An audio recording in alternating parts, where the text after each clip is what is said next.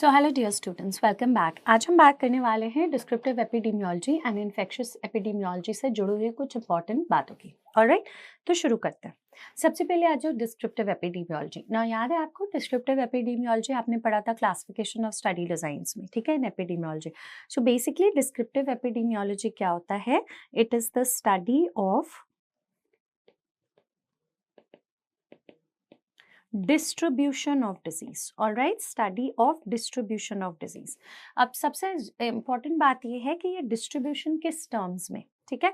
सो इसमें हम लोग क्या पढ़ते हैं? डिस्ट्रीब्यूशन ऑफ अ डिजीज, कैसे डिजीज डिस्ट्रीब्यूटेड है, इन टर्म्स ऑफ टाइप, ठीक है, in terms of place, in terms of person, ठीक है। Study of distribution of disease in terms of time, place, person. याद करो, एपिडेमियोलॉजी की डेफिनेशन क्या थी? Study of frequency, distribution and determinants of disease and application of this study to control the diseases. तो उसमें हम लोग फ्रीक्वेंसी, डिस्ट्रीब्यूशन एंड डिटर्मिनेंट्स पढ़ते थे। अब डिस्ट्रीब्यूशन पर से डिस्क्रिप्टिव एपिडेमियोलॉजी है, describing the disease in terms of time, place and person.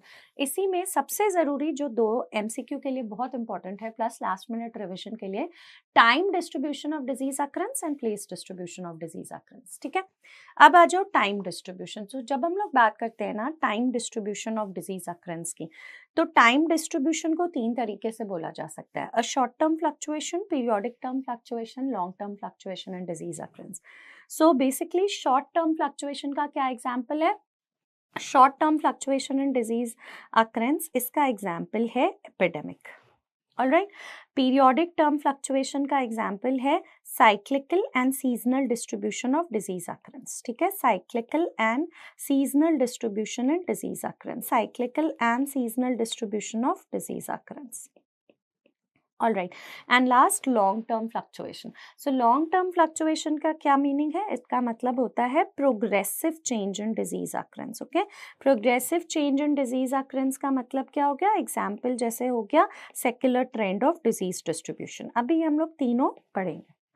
तो एग्जाम क्वेश्चन आएगा short term distribution in disease occurrence, इसका क्या एग्जाम्पल है? एपिडेमिक। पीरियोडिक टर्म में साइक्लिकल एंड सीजनल डिस्ट्रीब्यूशन पढ़ेंगे और लॉन्ग टर्म फ्लक्चुएशन में प्रोग्रेसिव चेंज पढ़ेंगे, मतलब secular distribution in disease occurrence. चलो आ जाओ। Now before we study epidemic जो कि short term fluctuation of disease occurrence, एक let's revise slide है, ठीक है। some go to points for last minute revision। जैसे अगर पूछा गया constant presence of disease in a population, ये किसकी definition है? ये है endemic की definition, ठीक है। एक disease constantly present है एक population में, क्या है? endemic। Disease occurs clearly in excess of normal expectancy, ये क्या है? एपिडेमिक। नॉर्मल एक्सपेक्टेंसी का मतलब क्या हो सकता है? नॉर्मल एक्सपेक्टेंसी का मतलब होता है मीन, एवरेज।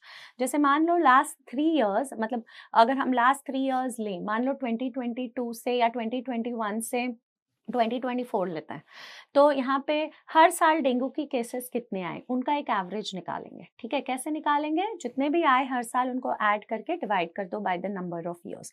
सो आपको एक एवरेज मिल जाएगा। अगर उस एवरेज से किसी भी और साल में 2 स्टैंडर्ड डिविएशन अधिक मिलता है, दैट मीन्स वो एपिडेमिक है, ठीक है। तो उसको बोलते हैं mean plus 2 standard deviation. More than excess of normal expectancy, normal expectancy is the average, उससे एक्सेस मतलब +2 स्टैंडर्ड डिविएशन। या इसका एक और डेफिनेशन है मोर देन 80% ऑफ एक्सपेक्टेड फ्रीक्वेंसी, ठीक है। मोर देन 80% ऑफ एक्सपेक्टेड फ्रीक्वेंसी, जितना भी हम लोग एक्सपेक्ट कर रहे हैं उससे 80% ज्यादा इस बार केसेस आ गए, उसको एपिडेमिक बोलते हैं। Next, occurrence of a single case of a previously eliminated disease. अब जैसे पोलियो, पोलियो इंडिया में नहीं होता है, वो एलिमिनेट हो चुका है, बट अगर आज एक भी केस ऑफ पोलियो आ जाए उसको एपिडेमिक बोलेंगे, ठीक है। ये भी किसकी डेफिनेशन है? एपिडेमिक की डेफिनेशन है। Example case of polio in India, ठीक है। एग्जाम्पल क्या है? Case of polio in India. अगर आज एक भी केस पोलियो का इंडिया में आ गया उसको एपिडेमिक बोलेंगे। फिर देखो, occurrence of a single case of an exotic disease, इसको भी क्या बोलते हैं? एपिडेमिक। एग्जाम्पल क्या है इसका? इसका एग्जाम्पल है येलो फीवर इन इंडिया, ठीक है। Example yellow fever in India. जैसे अभी येलो फीवर इंडिया में नहीं होता, एक्सोटिक है, बट अगर एक भी केस येलो फीवर का आज इंडिया में हो गया तो वो एपिडेमिक है। हो तो सकता ही है ना, क्योंकि एडीज मस्कीटो तो सब जगह, इट्स जस्ट कि येलो फीवर वायरस अभी नहीं आया है, ठीक है। सो उसको बोलते हैं एक्सोटिक डिजीज। सो 3 डेफिनेशन है एपिडेमिक की। पहले वाली, disease occurs clearly in excess of normal expectancy, मतलब मीन +2 स्टैंडर्ड डिविएशन और more than 80% of expected frequency. दूसरी, occurrence of a single case of a previously eliminated disease, ये भी epidemic है। एंड तीसरा, occurrence of a single case of an exotic disease, ये भी epidemic है। चलो, world wide distribution. World wide distribution मतलब इसको क्या बोलते हैं? पैंडेमिक। ओके, पैंडेमिक इसका मतलब क्या होता है कि disease has crossed at least 2 continents और 2 WHO स्पेसिफिक रीजन। हम ये कभी नहीं कह सकते कि आज एक case of disease x India में आया और श्रीलंका में आ रहा है तो वो पैंडेमिक है। नहीं, पैंडेमिक वर्ल्ड वाइड। या फिर आप बोलोगे कि डिजीज ने एटलीस्ट 2 कॉन्टिनेंट्स क्रॉस कर लिए हैं या 2 WHO specific region. Okay, so ये भी क्या है? पैंडेमिक। 2 कॉन्टिनेंट या एटलीस्ट 2 WHO स्पेसिफिक रीजन, इसको हम लोग क्या बोलेंगे? Pandemic.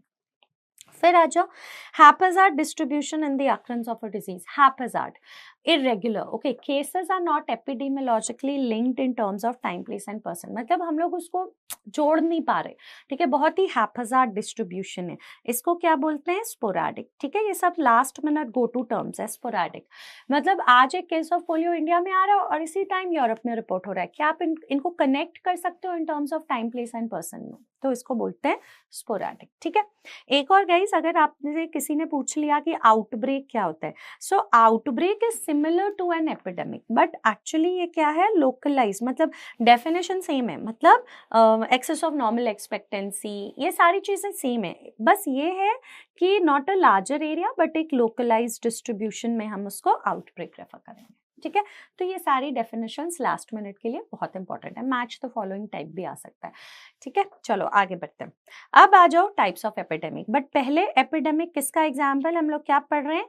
Short term fluctuation in disease occurrence, ठीक है। शॉर्ट टर्म फ्लक्चुएशन पढ़ रहे हैं, short term fluctuation in disease occurrence. तो short term fluctuation in disease occurrence का एग्जाम्पल है एपिडेमिक, ठीक है। अब एपिडेमिक कितने तरीके के होते हैं? कॉमन सोर्स एपिडेमिक, या कहीं कहीं पे आप देखोगे इसको लिखा हुआ है पॉइंट सोर्स ऑल्सो। सोर्स एक ही है बट उसका एक्सपोजर हो सकता है या तो एक बार, तो single exposure common source epidemic, या कंटिन्यूअस एक्सपोजर, लगातार हो रहा है, ठीक है। Continuous exposure common source epidemic. Continuous exposure को हम लोग एक और क्या चीज बोल सकते हैं? मल्टीपल एक्सपोजर, ठीक है। मल्टीपल एक्सपोजर, ठीक है। तो ये है हमारा कॉमन सोर्स एपिडेमिक, ठीक है। Single exposure, continuous exposure. फिर एक होता है प्रोपगेटेड एपिडेमिक या प्रोग्रेसिव एपिडेमिक। इसमें person to person transmission, arthropod vector, animal reservoir, या slower modern epidemic. Last minute revision के लिए हमें पॉइंट सोर्स, सिंगल एक्सपोजर, ठीक है, या common source single exposure, common source continuous exposure और प्रोपगेटेड एपिडेमिक रिवाइज करके जाना है, ठीक है। तो अब आ जाओ, तो सबसे पहले हम लोग इमेज देखेंगे, बट थोड़ी देर में ना इमेज देखने के बाद एक टेबल है जिसमें वो तीनों का कंपैरिजन मैंने आपको दिया हुआ है, तो वो टेबल काफी है एग्जाम के लिए, बट पहले एक बार इमेजेस देखते हैं। अब इसमें देखो क्या हो रहा है, ऐसे बन रहा है, मतलब ये क्या है? ये एग्जाम्पल है कॉमन सोर्स का, ठीक है। कॉमन सोर्स, या मैं इसको और क्या बोल सकती हूँ? पॉइंट सोर्स, ठीक है। कॉमन सोर्स बोल सकती हूँ या पॉइंट सोर्स बोल सकती हूँ, बट एक्सपोजर कैसे हो रहा है? सिंगल एक्सपोजर एपिडेमिक, ठीक है। एक्सपोजर एक ही बार हो रहा है, single exposure epidemic, okay. Common source और point source single exposure epidemic. तो इसमें क्या होता है? रैपिड राइज होता है केसेस का, रैपिड फॉल, जैसे इस इमेज में दिख रहा है, ठीक है। Rapid rise, okay, rapid rise, फटाफट से केसेस राइज करेंगे, सो rapid rise of cases, and यहाँ पे क्या होगा? रैपिड फॉल ऑफ केसेस, फटाफट केसेस गिरेंगे, ठीक है। Rapid rise of cases, rapid fall of cases, and सारे केसेस आकर करते हैं with in what? 1 incubation period, ये ठीक है। द केसेस आकर with in, very very important, cases आकर within 1 incubation period of the disease, ठीक है। केसेस कहाँ आकर करता है? They occur within 1 incubation period of the disease. तो क्योंकि केसेस एक ही incubation period of the disease में आकर कर रहे हैं, यहाँ पे आप क्या देख रहे हो? Single peak, okay, single peak, एक ही पीक है, मल्टीपल पीक्स नहीं है। और 1 इंक्यूबेशन पीरियड में ही क्लस्टरिंग ऑफ केसेस है विद इन 1 इंक्यूबेशन पीरियड। तो ये किस तरीके का एपिडेमिक है, ये एक्सप्लोसिव है इन नेचर, ठीक है। Clustering of cases with in 1 incubation period of the disease, और ये एक्सप्लोसिव है in nature. Rapid rise, rapid fall, ठीक है। इसका बहुत अच्छा एग्जाम्पल है फूड पॉइजनिंग। ओके, जैसे मान लो आज कोई पार्टी है, हम सब वहाँ पे चलते हैं खाना खाने, सबका पेट खराब हो जाता है, फूड पॉइजनिंग हो जाता है। अब वो पार्टी कल तो होने नहीं वाली, ठीक है, सेम खाना तो बनने नहीं वाला, ठीक है। दूसरा, इसका एक नॉन इन्फेक्शियस ओरिजिन होता है, जैसे भोपाल गैस ट्रेजेडी। ओके, पढ़ा है हमने Bhopal gas tragedy worst manmade disaster है, ठीक है। ऑलराइट, यही सेम चीज आपको आगे जाके एक टेबल में पॉइंट्स में भी मिलेंगी, सो डोंट वरी। अब आ जाओ इस ग्राफ को देखो, इसमें क्या हो रहा है, ग्राफ ऐसे है, ठीक है। तो इसमें क्या हो रहा है, ये है कॉमन सोर्स कंटिन्यूअस एक्सपोजर, ठीक है। द सोर्स इज कॉमन और उससे कंटिन्यूअसली एक्सपोजर हो रहा है, कॉमन सोर्स कंटिन्यूअस एक्सपोजर, ठीक है। क्या है, कॉमन सोर्स कंटिन्यूअस एक्सपोजर।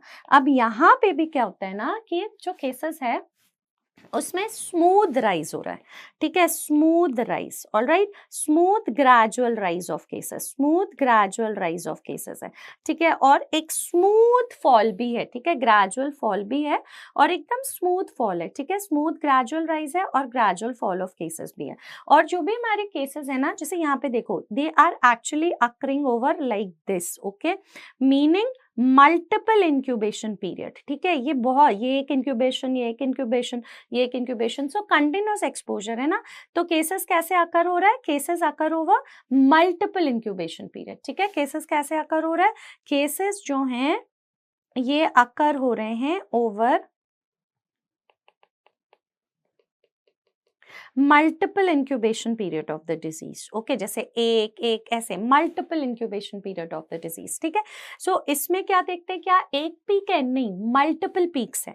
तो मल्टीपल पीक्स मतलब इसको एक और वे से कह सकते हैं मल्टीपल सेकेंडरी वेव्स, ओके। सो इसमें क्या है, सेकेंडरी वेव्स प्रेजेंट, ठीक है, secondary waves present, okay, secondary waves present, ये आपको टेबल में भी दिखेगा। अब क्योंकि cases over multiple incubation period हो रहा है, तो क्या ये एक्सप्लोसिव इन नेचर है, बिल्कुल नहीं। ये वाला type of epidemic is non explosive in nature, okay. किस तरीके का है, नॉन एक्सप्लोसिव इन नेचर। इसके अलावा इसमें एक और क्वेश्चन बनेगा, ये देखो, एक प्रोलॉन्ग्ड प्लेटू फेज मिल के निकल के आ रहा है यहाँ पे, ठीक है। क्या निकल रहा है, एक प्रोलॉन्ग्ड प्लेटू फेज, ठीक है, एक प्रोलॉन्ग्ड प्लेटू फेज, ओके। सो केसेस मल्टीपल इंक्यूबेशन पीरियड में अकर कर रहे हैं, इनको सेकेंडरी वेव्स बोलते हैं, ठीक है। और इसमें क्या होता है, प्रोलॉन्ग प्लेटू फेज है, और इसको एक और क्या बोलते हैं, non explosive in nature, okay. जैसे इसका एग्जाम्पल है drinking water from a contaminated well, ठीक है, drinking water from a contaminated well. अब क्या होगा, इसमें एक गंदा कुआं है, पानी उसका गंदा है, तो ये एपिडेमिक कब तक चलेगा, जब तक जितने लोग वहां रहते हैं सब इन्फेक्ट ना हो जाए, या हमें पता चल जाएगी, ठीक है, ये कुआं सोर्स ऑफ इन्फेक्शन है, ठीक है। तो कंटिन्यूअस एक्सपोजर हो रहा है उससे। Gonorrhoea outbreak due to a commercial sex worker, ठीक है, gonorrhoea outbreak due to what, gonorrhoea outbreak due to commercial sex worker. अब कमर्शियल सेक्स वर्कर एक कंटिन्यूस सोर्स ऑफ इन्फेक्शन है। यह एपिडेमिक तब तक चलेगा जब तक वो अपने सारे क्लाइंट्स को इन्फेक्ट ना करते, या हमें पता चल जाएगी अच्छा ये like this person is the source of infection, ठीक है। सो ये हो गया कॉमन सोर्स कंटिन्यूस एक्सपोजर। अब आ जाओ यहाँ पे, इसमें क्या हो रहा है, ऐसे करके एपिडेमिक बन रहा है, ठीक है, लाइक दिस। ये किस तरीके का है, ये जैसे जब हम गाड़ी चलाते हैं ना, तो कभी सड़कें टू टू मिलते हैं, फिर स्ट्रेट मिलते हैं, तो ऐसे ऐसे। तो इसमें क्या हो रहा है, there is a gradual rise but it's an unsmooth rise, ठीक है। gradual किस तरीके का rise है, unsmooth rise of cases, it's not a smooth rise, it's an unsmooth rise of cases। इसमें भी ये देखो, ये ऐसे, so cases multiple incubation period में ही अकर कर रहे हैं, ठीक है। ये बहुत इंपॉर्टेंट बात है, केसेस यहाँ पे भी occur over multiple incubation period, okay, occur over multiple incubation period, ठीक है, मल्टीपल इंक्यूबेशन पीरियड। ये हम लोग किस तरीके की एपिडेमिक की बात कर रहे हैं, ये है प्रोपगेटेड एपिडेमिक, ओके, ये है प्रोपगेटेड एपिडेमिक। प्रोपगेटेड एपिडेमिक क्या होता है, पर्सन टू पर्सन ट्रांसमिशन इसमें बहुत कॉमन है, या आर्थ्रोपोड, ठीक है, 2% ट्रांसमिशन, मतलब इसमें क्या होता है ना, person to person transmission, okay. अब इसमें क्या होता है, मान लो एक बंदा है लाइक दिस, ओके, इसको कोई डिजीज है, मान लो टीबी है, ये इतने सारे लोगों से मिलेगा, फिर ये बट ये क्या सबको डिजीज ट्रांसमिट कर रहा है? नहीं, सिर्फ उनको कर पाएगा जिनका इम्यूनिटी पुअर है या जो इन वेंटिलेटेड हाउसेस वगैरह में रहते हैं, ठीक है। फिर वो मान लो इसको कर पाते हैं, फिर ये इतने पर्सन से मिलेगा। तो केसेस तो मल्टीपल इंक्यूबेशन पीरियड में आकर करेंगे, प्लस वो बहुत स्मूथ राइज नहीं होगा, ऐसे बम्पी सा राइज होगा, ठीक है, और ग्रेजुअल फॉल हो जाएगा। और इसमें भी शॉर्ट प्लेटू है, ठीक है, जैसे आप यहाँ पे देख रहे हो, इसमें कैसा है, शॉर्ट प्लेटू फेस है, ऑल राइट। और इसमें the good thing is identify करने के लिए यहाँ पे taller peak, okay, this is a taller peak. Is it explosive? Non explosive. क्यों? क्योंकि केसेस मल्टीपल इंक्यूबेशन पीरियड में आकर कर रहे हैं, सो ऑब्वियसली ये नॉन एक्सप्लोसिव है, ठीक है। इसका एक बहुत अच्छा एग्जाम्पल है epidemic of polio and hepatitis A, ठीक है। एपिडेमिक्स ऑफ, इसका एग्जाम्पल क्या है, epidemics of polio and also we have hepatitis A, ठीक है। कोविड, वेक्टर बॉर्न डिजीज, ठीक है, ये सब इसके एग्जाम्पल है। वेक्टर बॉर्न डिजीज आ सकता है गाइस में एग्जाम में, ओके, वेक्टर बॉर्न डिजीज, ठीक है। तो ये था इमेज। अब यही हम लोग इस टेबल में देखते हैं, ठीक है, वॉट एवर वी स्टडी। जैसे मैं बोलूंगी आप टेबल को रिकलेक्ट, आप इमेज को रिकलेक्ट करना, ठीक है। पहला वाला आ जाओ, point source single exposure, rapid rise rapid fall, isn't it. Common source continuous exposure कैसे था, gradual smooth rise gradual form. Propagated epidemic क्या था, अनस्मूथ राइज था बट मल्टीपल स्पर्ट्स, ठीक है। फिर point source single exposure, cases always occur over one incubation period of the disease. Continuous में क्या हो रहा है, over multiple incubation period. Propagated में भी क्या हो रहा है, ओवर मल्टीपल इंक्यूबेशन पीरियड, ठीक है। क्योंकि सिंगल एक्सपोजर एपिडेमिक एक ही इंक्यूबेशन पीरियड में आकर कर रहा है, ये कैसा है, एक्सप्लोसिव इन नेचर। बाकी दो कैसे हैं, multiple incubation period, so non explosive in nature, ठीक है। अब ये एक ही इंक्यूबेशन पीरियड है तो single peak, alright, so no secondary waves, ठीक है। ये दोनों मल्टीपल इंक्यूबेशन पीरियड्स में है तो मल्टीपल पीक्स, तो सेकेंडरी वेव्स प्रेजेंट है दोनों में, ठीक है। पॉइंट सोर्स में obviously rapid rise rapid fall, प्लेटू बनेगा कहाँ से, ठीक है, तो नो प्लेटू फेज। और कंटिन्यूअस में एक बहुत ही प्रोलॉन्ग्ड प्लेटू आता है, ठीक है, और प्रोपगेटेड में तो खैर वेरी शॉर्ट प्लेटू है, ओके। फिर पॉइंट सोर्स सिंगल एक्सपोजर में क्या है, एक सिंगल टॉल पीक था, यहाँ पे मल्टीपल शॉर्ट पीक्स हैं, और प्रोपगेटेड में भी टॉलर पीक्स हैं। सो मोस्टली इन्फेक्शियस जैसे food poisoning, but non infectious origin भी इसमें देखा गया है, जैसे भोपाल गैस ट्रेजेडी हो गया, ठीक है। और यहाँ पे हो गया कॉमन सोर्स कंटिन्यूअस में कंटामिनेटेड वेल, जैसे मैंने बोला, कमर्शियल सेक्स वर्कर हो गया, person to person transmission, epidemics of hepatitis A and polio, ये सब क्या है, प्रोपगेटेड एपिडेमिक, ठीक है। इसमें एक और लिख लो कोविड, एंड इसमें एक और लिख लो वेक्टर बॉर्न डिजीज, ओके। ये सब क्या है, प्रोपगेटेड एपिडेमिक, ठीक है। तो ये पहला था, short term fluctuation in disease occurrence, इसका एग्जांपल क्या है, एपिडेमिक, ठीक है। अब आ जाओ एक question, in case of an epidemic 5 villages are affected simultaneously, 5 villages simultaneously affect हो रहे हैं विद टाइफाइड केसेस, ठीक है। अपॉन स्टडी हम देखते हैं कि एक ही milkman, one milkman is going to all these 5 villages to supply milk. तो ये जो एक मिल्कमैन जा रहा है सारे 5 विलेजेस में, ऐसे मिल्क कंटिन्यूसली लोग ले रहे हैं, ये क्या है, continuous exposure, right, common source continuous exposure. ये तब तक एपिडेमिक को लाइक फैलाते रहेगा जब तक हमें पता नहीं चल जाए कि ठीक है ये मिल्कमैन सोर्स ऑफ इन्फेक्शन है, या जितने लोग वहां रहते हैं वो इन्फेक्ट ना हो जाए, ठीक है। तो ये क्या है, कॉमन सोर्स कंटिन्यूअस एक्सपोजर। चलो, तो ये था short term fluctuation in disease occurrence, जिसका एग्जांपल हो गया एपिडेमिक। अब दूसरा देखो, periodic fluctuation of disease occurrence. Periodic term fluctuation of disease occurrence में क्या है, ये दो तरीके का डिस्ट्रीब्यूशन दिखाएगा गाइस, जो कि एग्जाम में आ सकता है। Cyclical distribution in disease occurrence, ठीक है, cyclical distribution in disease occurrence, और एक है seasonal distribution in disease occurrence, ठीक है, साइक्लिकल एंड सीजनल डिस्ट्रीब्यूशन। जैसे साइक्लिकल मतलब डिजीज साइकिल्स में रिपीट होगी, एग्जाम्पल मीजल्स एपिडेमिक हो सकता है एवरी 2 to 3 years इन अनवैक्सीनेटेड एरिया, ठीक है, हर 2 से 3 साल इन अनवैक्सीनेटेड एरिया। और मीजल सीजनल डिस्ट्रीब्यूशन भी फॉलो करता है, जैसे मीजल्स आप कब देखोगे ज्यादा, विंटर मंथ्स में, ठीक है, कब देखोगे, विंटर मंथ्स में।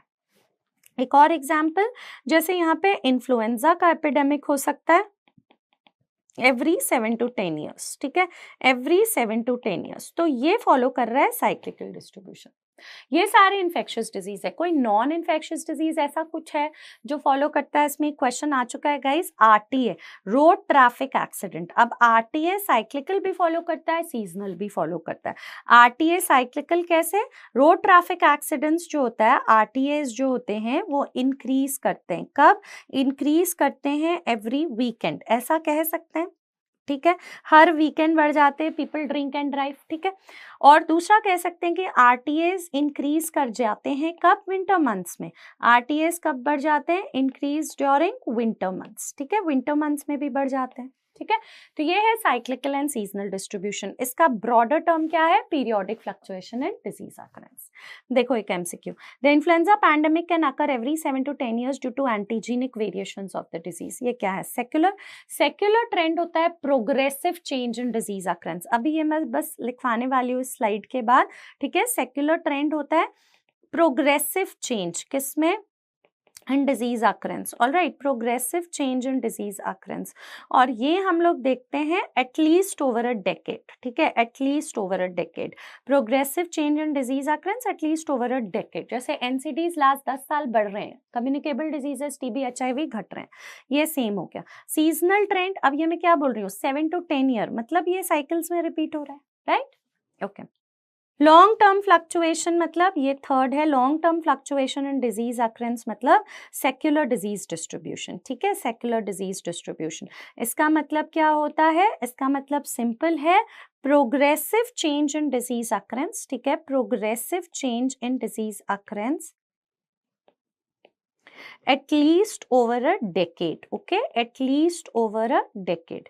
मतलब एनसीडीज लास्ट 10 साल में बढ़े हैं, एनसीडीज इंक्रीज हुए हैं और कम्युनिकेबल डिजीजेस डिक्रीज हुए हैं over last 10 years, okay, over last 10 years। और अगर आपको याद है, इस पैटर्न को एक और चीज बोलते हैं, एपिडेमियोलॉजिकल ट्रांजिशन, ठीक है, इसको क्या बोलते हैं? Epidemiological transition, okay, we also call it as epidemiological transition, ठीक है। ये है long term fluctuation in disease occurrence. तो शॉर्ट टर्म फ्लक्चुएशन एपिडेमिक्स पढ़ लिया, पीरियोडिक चेंज साइक्लिकल और सीजनल डिस्ट्रीब्यूशन पढ़ लिया, और लॉन्ग टर्म फ्लक्चुएशन में सेक्युलर डिजीज डिस्ट्रीब्यूशन पढ़ लिया, ठीक है। चलो आगे बढ़ते हैं। एक क्वेश्चन देखो, इन recent years the incidence of non-communicable diseases like diabetes and hypertension have increased. Now non-communicable hint था आपका, क्या है? cyclical, seasonal, periodic, secular disease distribution, okay, all right, आ जाओ। तो ये था टाइम डिस्ट्रीब्यूशन। एक और एमसीक्यू के लिए बहुत इंपॉर्टेंट है, place distribution of disease, okay. Place distribution में ये कौन सा इमेज है? क्योंकि इसमें ये इमेज पूछा जाता है, ठीक है। ये है हमारा स्पॉट मैप्स, ओके, ये है हमारा स्पॉट मैप्स। तो स्पॉट मैप्स क्या डिनोट करता है? स्पॉट मैप्स पहले तो किसने बनाए थे? स्पॉट मैप्स बनाए थे for the first time Jon Snow, ठीक है। During when? इन्होंने बनाए थे during cholera epidemic in London, ठीक है, जब कॉलरा एपिडेमिक हुआ था ना लंदन में, कॉलरा एपिडेमिक इन लंदन, जब कॉलरा एपिडेमिक हुआ था लंदन में, तब जॉन स्नो ने ये स्पॉट मैप्स बनाए थे, ठीक है। और स्पॉट मैप्स क्या दिखाते हैं? National distribution of cases, international distribution, local distribution. Please remember, spot maps denote करते हैं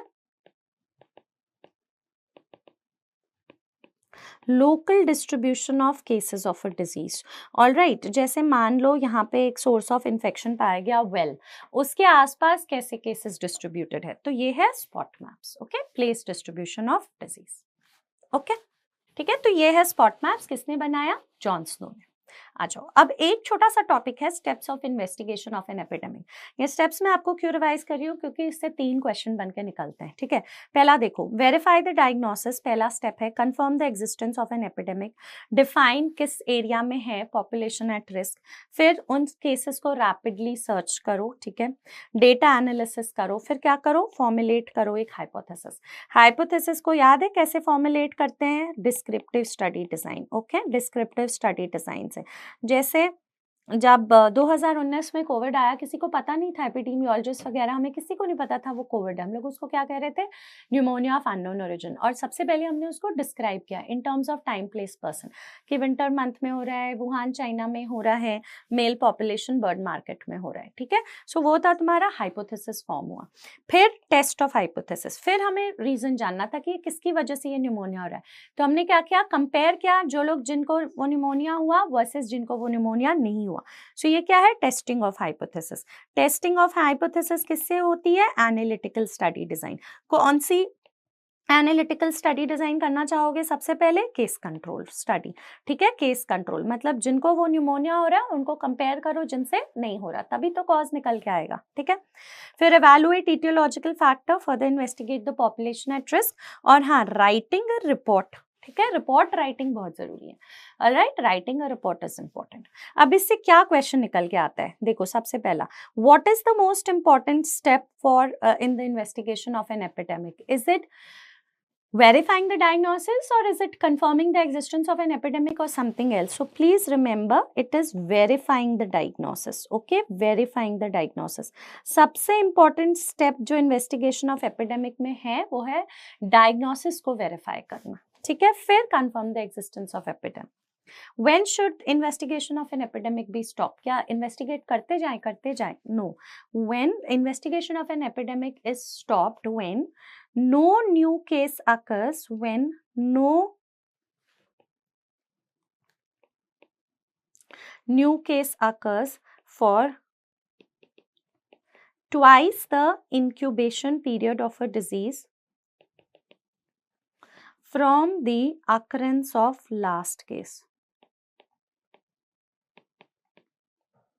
Okay, when no new case occurs for twice the incubation period of the disease from the occurrence of the last case, वो होता है like when investigation of epidemic को रोकना चाहिए। अब preliminary study during an outbreak क्या है, सबसे पहले क्या करना चाहोगे, डिस्क्रिप्टिव एनालिटिकल। सो सबसे पहले हम लोग ऑफ कोर्स करेंगे डिस्क्रिप्टिव स्टडी, ओके, पहले उसको डिस्क्राइब करेंगे, ठीक है, वो जो भी डिजीज है। फिर हम लोग करेंगे एनालिटिकल। एनालिटिकल में भी पहला क्या है, केस कंट्रोल, ओके, जिनको वो डिजीज हो गई उनको कंपेयर करोगे, जिनको वो डिजीज नहीं हुई कॉज पता करने के लिए, ठीक है। When there is evidence, okay, when there is evidence of existence of an association, when there is evidence of what, when there is evidence of existence of an association, ठीक है, of an association between what, of an association between exposure and outcome, ठीक है, between exposure and outcome, ठीक है। जब एक evidence है existence of an association का between exposure and outcome, तो ही कौन सी स्टडी की जाती है, कोहॉर्ट स्टडी की जाती है, ऑलराइट, ये पॉइंट रिमेंबर करना। चलो, तो ये था एपिडेमिक्स के बारे में कुछ जुड़ी हुई बातें, then all the different types of distribution and disease occurrence, ठीक है। ये फर्स्ट पार्ट है जो हमारा कंप्लीट होता है। अब आ जाओ कुछ important terms from the chapter of infectious disease epidemiology, ठीक है, इन्फेक्शियस डिजीज एपिडेमियोलॉजी। बेसिकली इसमें से एमसीक्यू निकल के जरूर आते हैं, मतलब in the form of direct questions या कुछ कंसेप्चुअल ऐसे आ जाएंगे। अब पहला डेफिनेशन देखो, एनी पर्सन, एनिमल, ऑब्जेक्ट और substance from which an infectious agent passes और is disseminated to the host, इसको क्या बोलते हैं, सोर्स, ओके, जहां से एक इन्फेक्शियस एजेंट सिर्फ पास हो रहा है, यह है सोर्स ऑफ इन्फेक्शन। दूसरा देखो, any person, animal, arthropod, plant, soil और substance in which an infectious agent lives, multiplies, on which it primarily depends for survival and where it reproduces itself in such a manner that it can be transmitted to a susceptible host। मतलब कि जहाँ पे भी वो रह रहा है, अपने सर्वाइवल के लिए डिपेंडेंट है, रिप्रोड्यूस कर रहा है, इसको बोलते हैं रेजोवायर। अभी हम लोग क्यों रिवाइज कर रहे हैं, क्योंकि एक क्वेश्चन बनता है कि वो कौन सा डिजीज है जिसमें सोर्स एंड रेजोवायर सेम है, ऑलराइट, वो कौन सा है, टेटनस, ठीक है, वहां पे कौन सा है, soil, okay, source is soil, so reservoir and source are same for tetanus, okay, यहाँ पे क्या होता है, source and reservoir दोनों क्या है, soil है। reservoir and source are different in hookworm infection, ठीक है। ऐसे ही मैंने गो टू टेबल बनाया है, जैसे यहाँ पे टेटनस आ गया, सॉइल इन सॉइल सेम है। अब जैसे टीबी में रेजोवायर मैन है, source of infection is sputum, HIV AIDS में रेजोवायर मैन है, source of infection body secretions fluids है, मलेरिया में man and mosquito is the reservoir, but source क्या है? इन्फेक्टेड ब्लड, ठीक है। रेबीज में डॉग है, सोर्स ऑफ इन्फेक्शन क्या है? सलाइवा। मीजल्स में मैन है, सोर्स ऑफ इन्फेक्शन क्या है? Droplets, even droplet nuclei. JE में पिग्स एंड बर्ड है, सोर्स ऑफ इन्फेक्शन क्या? Infected mosquito. कौन सा मस्कीटो जेई कराता है? क्यूलेक्स कराता है। कॉलरा टाइफॉइड में मैन है रेजोवायर, सोर्स ऑफ इन्फेक्शन गंदा पानी एंड खाना, contaminated water in food, okay. Plague में rodents, source of infection are the flies, ठीक है। हुकवर्म हो गया, man and soil contaminated with infected larva is the source. Okay, so just a go to table. Most expected इसमें for which disease do you have the same source as well as reservoir? So that is for tetanus. Okay, all right, moving ahead. एक और definition आता है guys infectious disease में. What is the definition of a primary host? What is the definition of a secondary host? Important है. Primary host को हम लोग एक और बोलते हैं definitive host, ठीक है, definitive host. अब ये जो प्राइमरी होस्ट है ना, डेफिनेटिव होस्ट, ये कुछ भी हो सकता है, मैन, एनिमल, कुछ भी. The only thing is that in a definitive host agent undergoes the sexual cycle. Agent और ऑर्गेनिज्म जो भी हम बात कर रहे हैं उसकी, एजेंट और organism, let's say a parasite, okay, like this thing, okay. So organism, agent और organism undergoes what? Undergoes sexual cycle, okay, undergoes sexual cycle. जैसे अगर मलेरिया की बात करें, ठीक है, तो malarial parasite sexual cycle mosquito में अंडरगो करता है, तो मस्कीटो प्राइमरी होस्ट है. बट सेकेंडरी होस्ट का मतलब क्या होता है? Intermediate host, okay, intermediate host. Intermediate host मतलब अगेन वो होस्ट जिसमें एजेंट कह दो, ऑर्गेनिज्म या पैरासाइट, वो क्या करता है? Undergoes the asexual cycle, okay, asexual cycle. जैसे फिर से मलेरिया की बात करो तो ह्यूमंस में malarial parasite asexual cycle undergo करता है, तो humans are the secondary host, ठीक है. डेड एंड होस्ट क्या होता है? इसका दूसरा टर्म क्या है? एक्सीडेंटल या इंसिडेंटल होस्ट. क्या बोलते हैं इसको?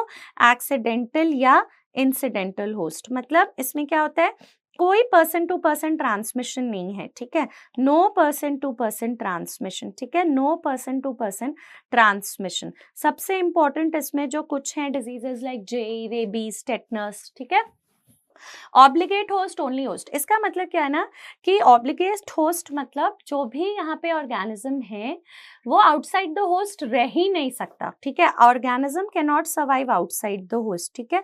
Organism cannot survive outside the host. Organism cannot survive outside the host, ठीक है, वो होता है obligate host. Clear everybody? तो ये था डिफरेंट टाइप्स ऑफ होस्ट. अब देखो एक फिर से गो टू टेबल है. जैसे मलेरिया की बात करो तो प्राइमरी होस्ट कौन है? मस्कीटो. सेकेंडरी होस्ट कौन है? मैन. अभी अभी मैंने बताया. फाइलेरियासिस में उल्टा है, प्राइमरी होस्ट मैन है, मैन में सेक्सुअल साइकिल हो रहा है ऑफ द ऑर्गेनिज्म, और मस्कीटो क्यूलेक्स उसमें एसेक्सुअल साइकिल हो रहा है. Tape worm, man is the primary host. Pig and cattle are the secondary host. Guinea worm, man is the primary host. Cyclops is the secondary host. Sleeping sickness, man primary host है. CC fly secondary host है.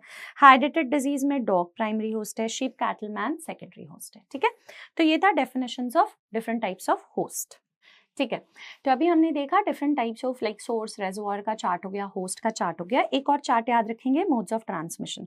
अब direct modes of transmission of a disease होता है और indirect, मतलब agent को host तक पहुंचने के लिए बहुत सारे मोड्स ऑफ ट्रांसमिशन है. डायरेक्ट के कुछ एग्जाम्पल देखो. Direct contact, droplet infection, contact with soil, inoculation into skin और म्यूकोसा, ट्रांसप्लेसेंटेड.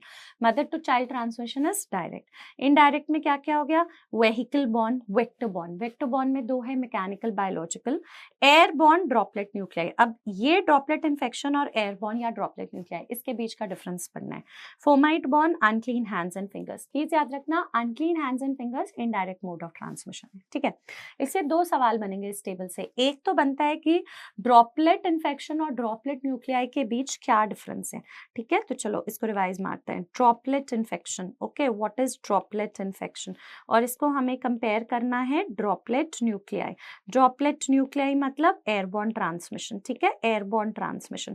अब सबसे पहला डिफरेंस तो यही है कि droplet infection is direct mode of transmission, ठीक है, डायरेक्ट मोड ऑफ ट्रांसमिशन है. ऑलराइट.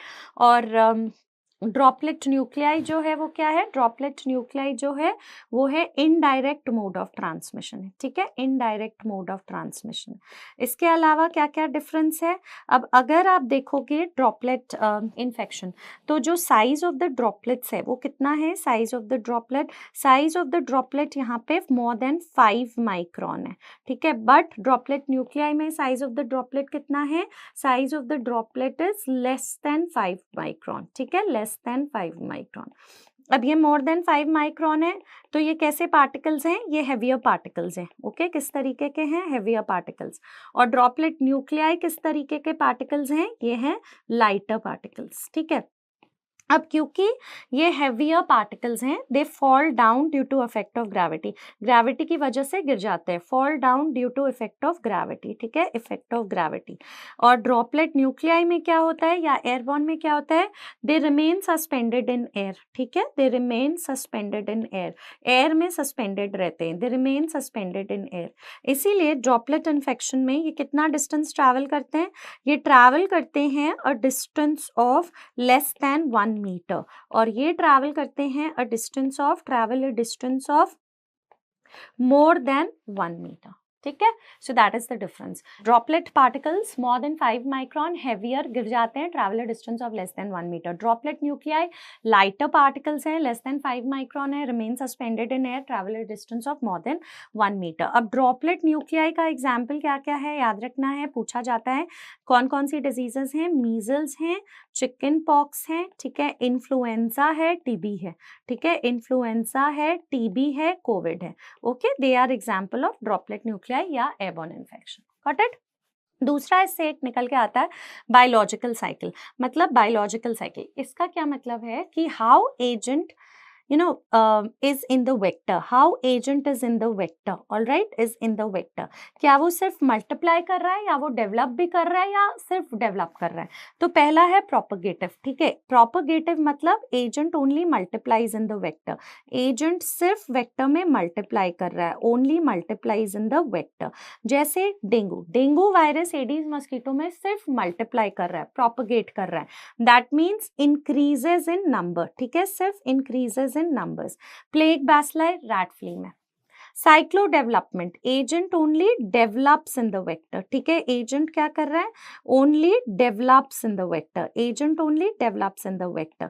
नो मल्टीप्लिकेशन मतलब कोई नंबर नहीं बढ़ रहा, नो मल्टीप्लिकेशन, कोई मल्टीप्लिकेशन नहीं हो रहा, जैसे माइक्रोफाइलेरी इन फ्लूलेक्स, ओके, ये सिर्फ डेवलप कर रहा है। ड्रैकनक्यूलर स्वॉर्म इन साइक्लोप्स, ओके, तो ये सिर्फ डेवलप कर रहा है, ऑलराइट। नाउ साइक्लोप्रोपगेटिव मतलब agent both multiplies and increases and develops also, that means agent both propagates or you could say multiplies मतलब increases in number, ठीक है, increases in number and develops also, okay, and develops also, इसको बोलते हैं cyclopropagative. इसका example क्या है, malarial parasite and anopheles. ये इंपॉर्टेंट चार्ट है guys, give some example of, ऐसे क्वेश्चन आ जाएगा, propagative cycle, give an example of cyclo developmental cycle and cyclopropagative and what do you mean by it, okay. So ये था उस chart का importance. अब कुछ इंपॉर्टेंट टर्मिनोलॉजीज हैं जो एज पीवाईक्यू डिफरेंट एग्जाम्स में आई हुई हैं, जो हमें इन्फेक्शियस डिजीज में रिवाइज मानना है। पहला देखो, time period between entry of organism and appearance of first sign and symptom, इसको क्या बोलते हैं, ऑफ कोर्स ये है इंक्यूबेशन पीरियड, ठीक है। Incubation period non communicable disease के लिए पर से अगर कोई टर्म दिया जाए तो इसको बोलेंगे latent period. First case of infectious origin introduced in the population या first case of infection in community, ठीक है, सबसे पहला first case of infection in community, ये कौन सा केस है, प्राइमरी केस है, क्या है ये, प्राइमरी केस, ठीक है। फिर केसेस जो डेवलप कर रहा है following exposure to a primary case, ये कौन सा केस है, ये है सेकेंडरी केसेस, ऑलराइट। फिर देखो time interval between occurrence of primary case and secondary case, ये क्या है, सीरियल इंटरवल, ओके, ये क्या है, serial interval. First case to come to the notice of an investigator, investigator के नोटिस में फर्स्ट आएगा या एपिडेमियोलॉजिस्ट, ये है index case. Time interval between entry of organism and maximum infectivity, इसको क्या बोलते हैं, जेनरेशन टाइम, ठीक है, सबसे ज्यादा infectivity. Time interval between entry of organism in 50% of cases to occur, 50%, इसको क्या बोलते हैं, मीडियन इंक्यूबेशन पीरियड, ठीक है। Time interval between entry of organism in coming lab positive, okay, इसको क्या बोलते हैं, विंडो पीरियड, ठीक है, लैब पॉजिटिव आने तक इसको क्या बोलते हैं, विंडो पीरियड। कोई भी ये टर्मिनोलॉजी आपके एग्जाम में आ सकता है, ठीक है। अब जैसे हमने होस्ट्स रिवाइज किया, डिफरेंट टाइप्स ऑफ होस्ट, वैसे ही एक क्वेश्चन आता है different types of carriers. Carriers epidemiologically they are more dangerous than cases, क्योंकि ये खुद तो साइंस एंड सिम्टम्स लेके बैठे नहीं है, तो इनको आइडेंटिफाई करना मुश्किल हो जाता है। सबसे पहला कॉन्टैक्ट कैरियर, डेफिनेशन आ सकता है। कॉन्टैक्ट कैरियर होता है carrier that develops from a case, okay, carrier जो किससे डेवलप होता है, that develops from a case of a disease, okay.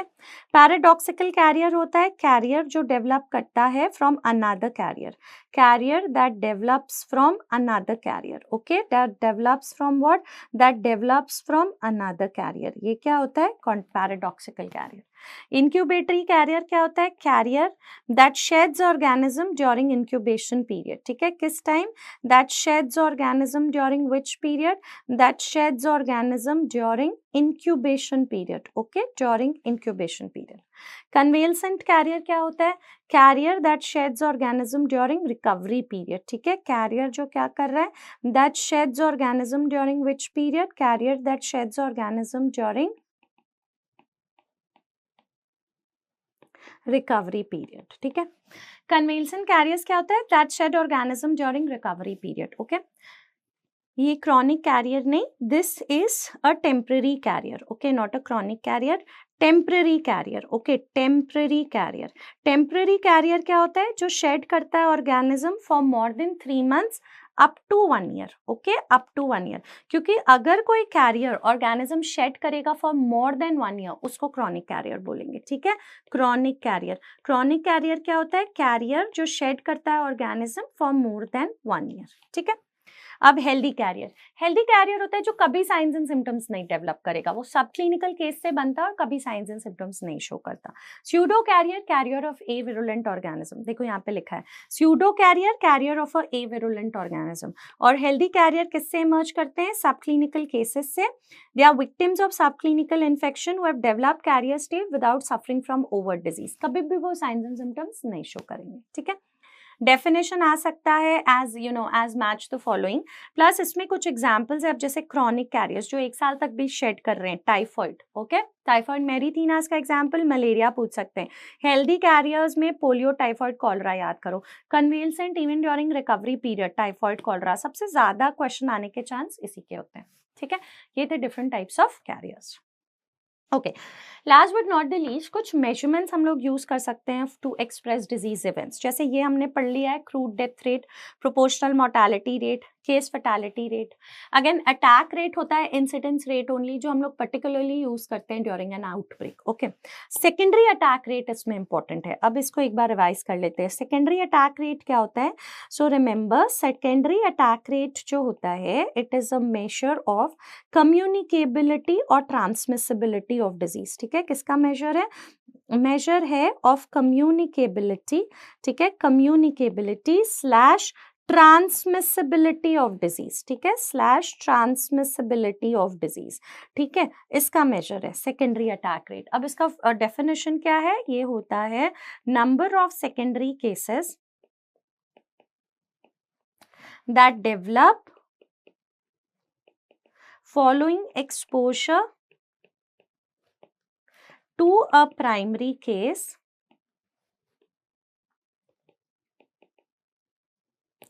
within one incubation period of the disease, okay, and इसको हम किससे डिवाइड करते हैं, divided by the total number of susceptibles। और क्योंकि इसको हम कह रहे हैं सेकेंडरी अटैक रेट, ये है मल्टीप्लीकेशन बाय 100, सो ये अगेन एक प्रोपोर्शन है, ठीक है, क्योंकि ये मल्टीप्लायर इसका 100 है। So secondary attack rate is number of secondary cases that develop following exposure to a primary case, primary was the first case introduced in the community, alright, within 1 incubation period, ये याद रखना 1 incubation period. अब देखो इसका एक numerical देती हूँ जिससे ये समझ जाओगे। एक विलेज है that has a total of 100 under 5 children, the coverage with measles vaccine in these age groups is 60%. Following the occurrence of a measles case in a child after a visit outside, 26 children develop measles later. Secondary attack calculate करो. अब देखो 60% बच्चे measles से vaccinated हैं, तो कितने बच्चे safe हैं? 60. ससेप्टेबल कितने हैं? ससेप्टेबल कितने हैं? 100 माइनस 60, तो वो कितना हो जाएगा? 40. ऑलराइट, सेकेंडरी अटैक रेट अभी मैंने पढ़ा, number of secondary cases following exposure to a primary case that develops within 1 incubation period, ठीक है, divided by total number of susceptibles. यहाँ पे कितने सेकेंडरी केसेस हैं? तो उसके पहले देखो, following the occurrence of measles case in a child after a visit outside, मतलब ये बच्चा क्या है? प्राइमरी केस, ठीक है, ये बाहर गया, इसको मीजल्स हो गया. इससे एक्सपोजर के बाद कितने बच्चे और को मीजल्स हो गया? 26. तो ये क्या है? Secondary cases. ओके, तो कितने हो गए? 26 डिवाइडेड बाय क्या है? Total number of susceptibles. अब सेफ 60 थे, ससेप्टेबल 40 थे, तो क्या आप 40 रखोगे डिनोमिनेटर में? नहीं, उन 40 में से एक क्या हो गया? प्राइमरी केस, तो -1 करोगे, मल्टीप्लायर इंटू 100, ठीक है. सो 26/39 इंटू 100 कर दो. ऑलराइट, 66.6%. कहने का अर्थ यह है कि कभी भी मत भूलना प्राइमरी केस को नंबर ऑफ ससेप्टेबल से सब्सट्रैक्ट करना, ठीक है. Never forget to subtract, never forget to subtract. जब भी SAR कैलकुलेट करोगे, never forget to subtract primary case. किससे? Never forget to subtract primary case from the number of susceptibles, नहीं तो गलत हो जाएगा, ठीक है. From the number of susceptibles, ये आप नहीं भूल सकते. Never forget to subtract primary case from the number of ससेप्टेबल्स, ठीक है. ये है हमारा सेकेंडरी अटैक रेट कैलकुलेशन, ठीक है. मान लो विलेज में किसी बाहर 5 बच्चे गए होते और उनको डिजीज हो जाता है, तो वो 5 प्राइमरी केस बन जाते हैं, ठीक है. हमेशा याद रखना कि जो प्राइमरी केस है उनको हमें ससेप्टेबल से सब्सट्रैक्ट करना है, ठीक है. तो किसी भी डिजीज इवेंट को एक्सप्रेस करने के लिए crude death rate, case fatality rate, proportional mortality rate और एक ये सेकेंडरी अटैक रेट आना चाहिए, ठीक है. Last but not the least, एक और डिफरेंस पूछा जाता है इस इन्फेक्शियस डिजीज एपिडेमियोलॉजी से, क्वारंटाइन और आइसोलेशन के बीच डिफरेंस, ठीक है. सो क्वारंटाइन किसके लिए करते हैं? पहला, quarantine is always done for healthy contacts, okay. और आइसोलेशन किसके लिए करते हैं? For cases. आइसोलेशन आप केसेस के लिए करोगे. Quarantine is done for maximum incubation period of the disease, ठीक है, maximum incubation period of disease, और इसको हम लोग बोलते हैं एब्सोल्यूट क्वारंटाइन, ठीक है, इसको बोलते हैं एब्सोल्यूट क्वारंटाइन. बट आइसोलेशन कब तक किया जाता है? ठीक है, आइसोलेट करते हैं कोई भी केस को टिल द पर्सन रिकवर्स, जब तक कि पर्सन रिकवर नहीं कर जाए, रिकवर्स, और फॉर पीरियड ऑफ कम्युनिकेबिलिटी या ट्रांसमिसिबिलिटी ऑफ डिजीज, ठीक है, for period of what? Communicability, till the period of communicability, और इसको क्या बोलोगे? ट्रांसमिसिबिलिटी, ठीक है, ट्रांसमिसिबिलिटी. जब तक डिजीज ट्रांसमिसिबल है तब तक आइसोलेट कर दो, transmissibility of disease, okay. Alright, एक और टर्म है गाइस जो हम लोग रिवाइज कर लेते हैं, कभी कभी पूछ सकते हैं, व्हाट इज मॉडिफाइड क्वारंटाइन, ठीक है, डेफिनेशन में आ सकता है for last minute revision. Modified quarantine होता है partial limitation of freedom of movement, partial limitation of freedom of movement, partial limitation of freedom of movement. Okay, example, exclusion of children from school, ठीक है. और quarantine term ना government can also used for कोई भी mode of transport, जैसे ships हो गया, road motor transport हो गया, प्लेन्स हो गया, ठीक है, to prevent the spread of disease. Okay, ये था quarantine and isolation. Okay, so ये बहुत ज़रूरी चैप्टर है गाइस, जिसमें हमने लास्ट मिनट बहुत कुछ रिवाइज किया है, different types of epidemiology, different important terms related to infectious disease epidemiology, इसमें से कुछ भी किसी भी एग्जाम में आ सकता है, तो ज़रूर रिवाइज करना, ठीक है. Thank you.